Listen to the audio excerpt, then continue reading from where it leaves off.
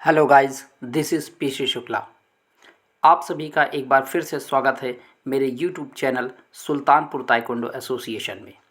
Guys, कल हमने जिस आर्टिकल को एक्सप्लेन किया था वो था आर्टिकल नंबर 2 एप्लीकेशन। गाइस, आज हम जिस आर्टिकल को एक्सप्लेन करने जा रहे हैं वो है article number 3 competition area. Guys, इस आर्टिकल में जिस कंपटीशन एरिया की बात की जा रही है वो दरअसल उस पर्टिकुलर एरिया की बात की जा रही है जहाँ पे एक्चुअल कॉन्टेस्ट जो हमारे कंटेस्टेंट होते हैं वो उनके लिए मैच को कंडक्ट किया जाता है, वो मैच खेलते हैं। उस कंपटीशन एरिया की बात की जा रही है। इसमें कभी कभी कुछ लोग कंफ्यूज हो सकते हैं कि कंपटीशन एरिया कहीं उस पर्टिकुलर प्लेस की बात तो नहीं की जा रही है कि जहाँ पे टूर्नामेंट ऑर्गेनाइज हो रहा है, तो ऐसा कुछ भी नहीं है। ये स्पेसिफिक उसी एरिया की बात की जा रही है जहाँ पे हमारा कंपटीशन, एक्चुअल कंपटीशन जो कॉन्टेस्ट होगा वो कंडक्ट किया जाएगा। तो क्योंकि ये आर्टिकल बहुत बड़ा है तो गाइज़ मैं बहुत ज़्यादा देर ना करते हुए इस आर्टिकल पे आता हूँ, क्योंकि ये आर्टिकल इम्पॉर्टेंट भी है। हमारे जो कॉन्टेस्ट का एरिया होगा वो कैसा होगा, उसका शेप क्या होगा, उसका साइज़ क्या होगा, ये बहुत सारी चीज़ें अभी इसमें हमें आज डिस्कस करनी है। तो मैं ज़्यादा देर नहीं करते हुए मैं अपने आर्टिकल पे आता हूँ। आपके सामने है article number 3 competition area. Guys, जैसा कि आप सभी देख रहे हैं इसमें कई सारे पॉइंट्स में डिवाइड किया गया है इसे। तो मैं सबसे पहला पॉइंट आप देख रहे हैं, पढ़ता हूँ। The contest area shall have a flat surface without any obstructing projection. Guys, क्योंकि ये आर्टिकल बड़ा है तो आज मैं डायरेक्ट आपको एक्सप्लेन करता चलता हूँ, तो जिससे थोड़ा सा टाइम बचेगा और वीडियो ऐसे लिमिटेड टाइम पे रहेगा कि जिससे आप इजीली देख सकें, क्योंकि बहुत हैवी और हो जाता है वीडियो, तो बहुत लेंदी होने की वजह से कुछ लोग अवॉइड करते हैं देखना और उन्हें बहुत कई बार जो है रिवाइंड और फॉरवर्ड करना पड़ता है। इस वजह से मैं कोशिश करता हूँ कि आपको कम समय में ज़्यादा से ज़्यादा चीज़ें और अच्छे से एक्सप्लेन कर सकूँ। सो गाइज़, मैं भी एक्सप्लेन करता चलता हूँ। द कॉन्टेस्ट एरिया, यहाँ पे कहा जा रहा है जो प्रतियोगिता स्थल होगा, जो कॉन्टेस्ट जहाँ पे होगा, शैल हैव अ फ्लैट सरफेस। वो कैसा होना चाहिए? एक फ्लैट समतल ज़मीन पर होना चाहिए। सरफेस उसका कैसा होना चाहिए? वो फ्लैट होना चाहिए। विदाउट एनी ऑब्स्ट्रैक्टिंग प्रोजेक्शन, बिना किसी बाधा से रहित होना चाहिए। ऐसा नहीं होना चाहिए कि एक जगह पे ऊंचा है फिर नीचा है फिर ऊंचा है या नीचा है, इस तरह से नहीं होना चाहिए। खड्डे नहीं होना चाहिए, तो समतल होना चाहिए और जो है बिना किसी रुकावट के, बिना किसी बाधा से रहित होना चाहिए। एंड बी कवर्ड, और वो ढका होना चाहिए with an elastic and not slippery mat. वो एक इलास्टिक से, ऐसे इलास्टिक से जो स्लिपरी ना हो, उससे ढका हुआ होना चाहिए, कवर्ड होना चाहिए वो एरिया जहाँ पर आपका जो कॉन्टेस्ट होना है। फिर आगे क्या कह रहा है? द कॉन्टेस्ट एरिया में also be installed on a platform 0.6 to 1 metre high from the base if necessary. यहाँ पे बात की जा रही है कि यदि आवश्यकता है तो जो कॉन्टेस्ट एरिया है उसे एक प्लेटफॉर्म पे इंस्टॉल किया जा सकता है जिसकी हाइट क्या होगी? बेस से, ग्राउंड से हमारी 0.06 से 1 मीटर का उसकी हाइट हो सकती है, इसकी बिटवीन हो सकती है। जिस हाइट पर उसको रखेंगे, इंस्टॉल करेंगे, तो उसे भी किया जा सकता है। यदि आवश्यकता है तो आप उसको इस तरह से भी बना सकते हैं जो अच्छा रहेगा। फिर आगे कहते हैं the outer part of the outer line shall be inclined at a gradient of less than 30 degrees. यहाँ पे कहा जा रहा है जो आउटर लाइन यानी कि बाहरी छोर जो उसका होगा हमारे मैट का, वो कैसा होगा? शैल बी इंक्लाइंड, थोड़ा सा झुका हुआ ढलान युक्त होगा, लेकिन उसका ढलान कितना होगा? 30 degree, less than 30 degree, 30 degree से कम होगा। आगे कहता है कि for the safety of the contestant, ये जो कंटेस्टेंट की सेफ्टी है उसके लिए ऐसा किया जाता है कि जिससे कंटेस्टेंट को किसी भी प्रकार की चोट ना लगे या वो इंजर्ड ना हो या किसी प्रकार की उनको जो है प्रॉब्लम ना हो मैच को खेलते समय। One of the following shapes can be used for the contest area. तो कॉन्टेस्ट एरिया के लिए दो शेप के बारे में आगे बताने चल रहा है, उन्हें हम यूज़ में ला सकते हैं। पहला है हमारा स्क्वायर शेप, यानी कि वर्गाकार जिसको बोलते हैं हम, स्क्वायर शेप जिसकी लंबाई और चौड़ाई चारों तरफ से बराबर होती है उसे स्क्वायर शेप बोलते हैं। तो हमारा दो तरह का जो है वो कॉन्टेस्ट एरिया हो सकता है, जिसमें पहला है स्क्वायर शेप और दूसरा है ऑक्टागोनल। तो अभी सबसे पहले हम बात करते हैं स्क्वायर शेप के बारे में। The competition area is comprised of a contest area and a safety area. यहाँ पे कह रहा है जो कंपटीशन एरिया है, प्रतियोगिता का जो क्षेत्र है, वो दो चीज़ों से मिलकर बना हुआ है, दो चीज़ें उसमें शामिल है। वो क्या हैं दो चीज़ें? कॉन्टेस्ट एरिया और सेफ्टी एरिया। एक वो है कि जहाँ पे प्रतियोगिता होगी, जहाँ पे मैच होगा, और दूसरा क्या है हमारा सेफ्टी एरिया है।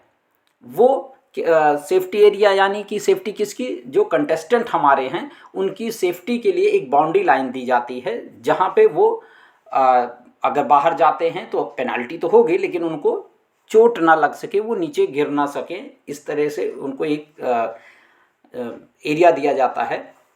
आगे उसके बारे में यहाँ बताया गया है। The square shape contest area shall B 8x8 including 60 centimetre boundary line.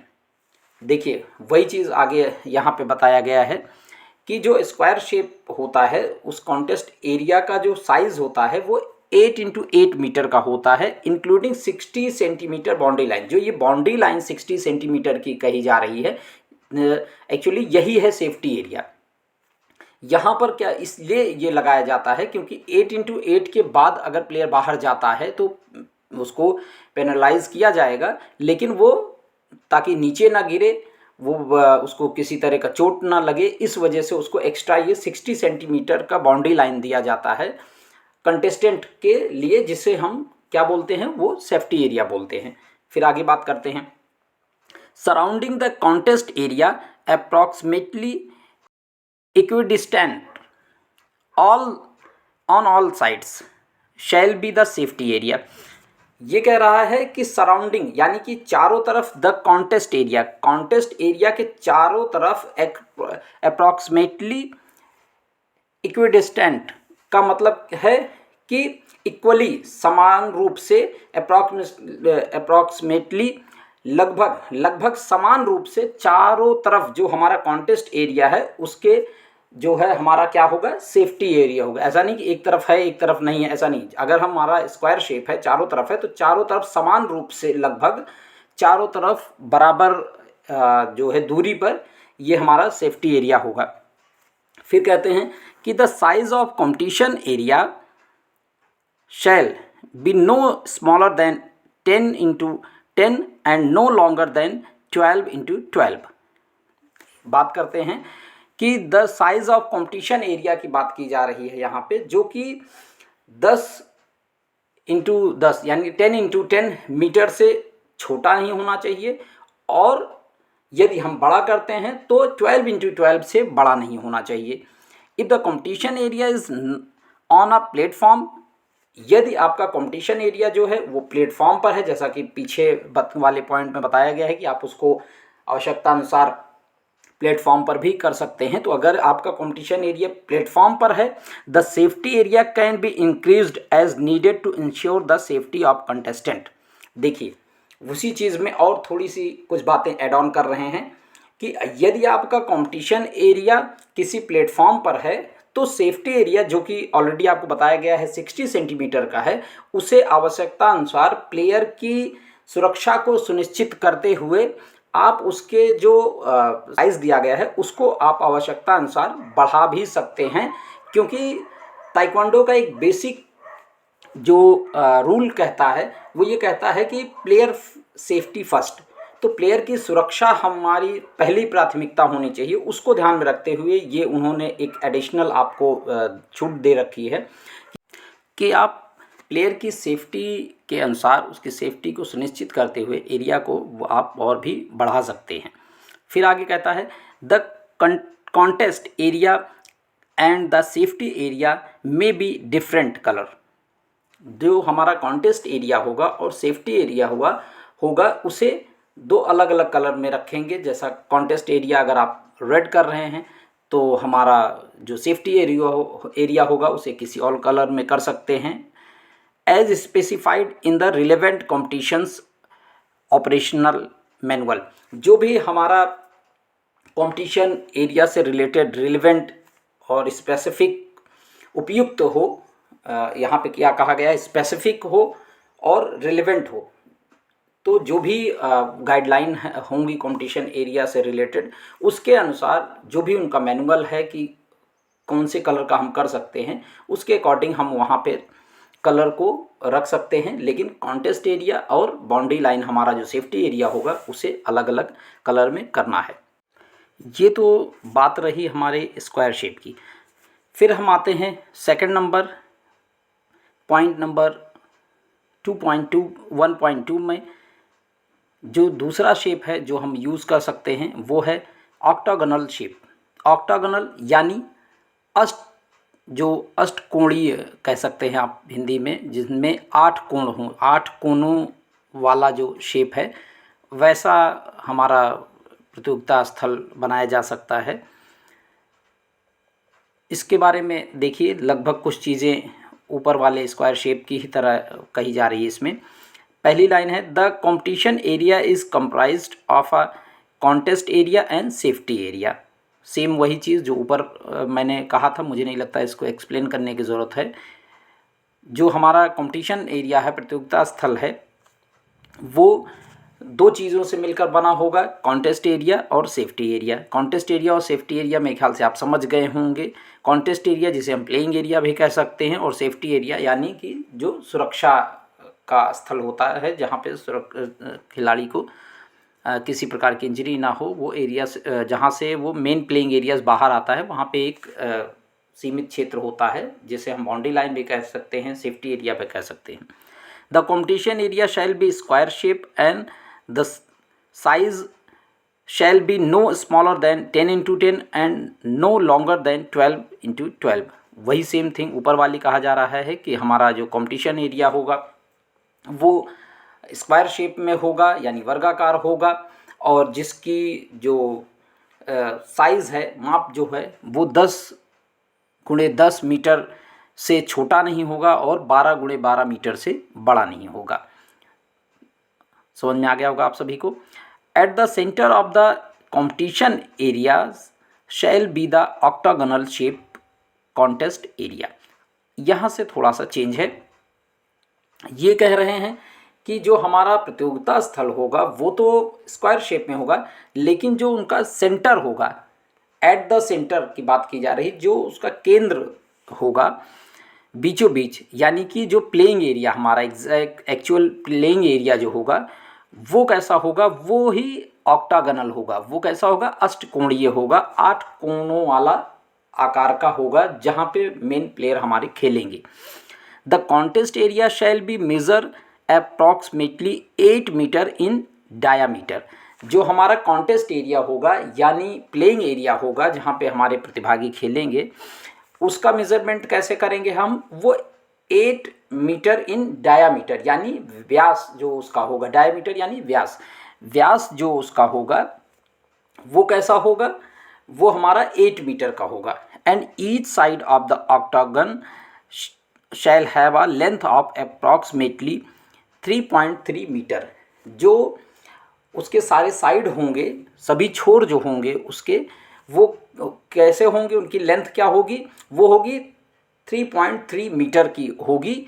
वो जो 8 कोण बनेंगे, उनके अलग अलग साइड बनेंगे, सेंटर से जब हम देखेंगे तो वो साइज़ कितने होंगे, अप्रॉक्सीमेटली 3.3 मीटर की उनकी साइज़ होगी जो भी 8 कोण हमारे बनेंगे उनकी लंबाई अलग अलग जो होगी। फिर आते हैं आगे, between the outer line of the competition area and the boundary line of the contest area is the safety area. वही उसके जो बाद हमारे प्लेइंग एरिया के बाद का एरिया जो बचेगा, आउटर लाइन की बात कर रहा, outer line of the competition area and the boundary line of the contest area is the safety area. जो बाउंड्री लाइन हमारी होगी वही हमारी सेफ्टी एरिया, पहले भी मैं बता चुका हूँ, वही हमारी जो है वो सेफ्टी एरिया कहा जाएगा। The contest area and the safety area में बी डिफरेंट।